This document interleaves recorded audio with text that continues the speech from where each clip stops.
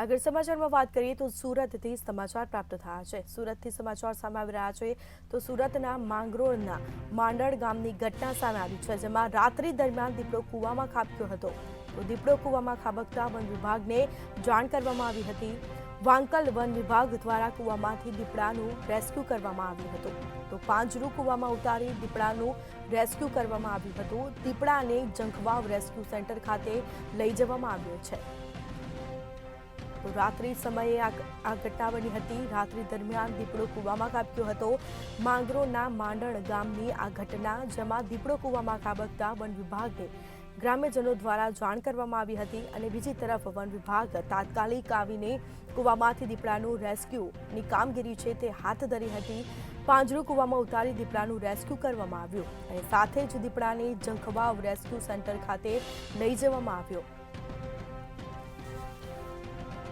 તો રાત્રિ દરમિયાન દીપડો કૂવામાં ખાબક્યો હતો, તો વન વિભાગને જાણ કરાઈ અને જે બાદ વન વિભાગ દ્વારા દીપડાનું રેસ્ક્યુની કામગીરી છે તે હાથ ધરવામાં આવી હતી અને રેસ્ક્યુ બાદ દીપડાને જંખવાવ રેસ્ક્યુ સેન્ટર ખાતે લઈ જવામાં આવ્યો હતો।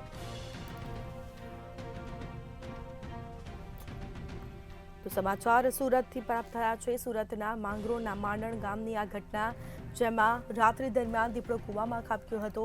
દીપડો કૂવામાં ખાબકતા વન વિભાગને જાણ કરવામાં આવી હતી। તો વાંકલ વન વિભાગ દ્વારા કૂવામાંથી દીપડાનું રેસ્ક્યુ કરવામાં આવ્યું હતું। પાંજરું કૂવામાં ઉતારી દીપડાનું રેસ્ક્યુની કામગીરી છે તે વન વિભાગ દ્વારા હાથ ધરાઈ। તો દીપડાને જંખવાવ રેસ્ક્યુ સેન્ટર ખાતે લઈ જવામાં આવ્યો હતો। તો સુરતના માંગરોળના માંડળ ગામની આ ઘટના, જેમાં રાત્રિ દરમિયાન દીપડો કૂવામાં ખાબક્યો, તો દીપડો કૂવામાં ખાબકતા વન વિભાગને જાણ કરવામાં આવી હતી। તો વન વિભાગ દ્વારા કૂવામાં પાંજરું ઉતારી અને દીપડાનું રેસ્ક્યુ કરવામાં આવ્યું છે। તો આ સીધા દ્રશ્યો સામે આવ્યા છે।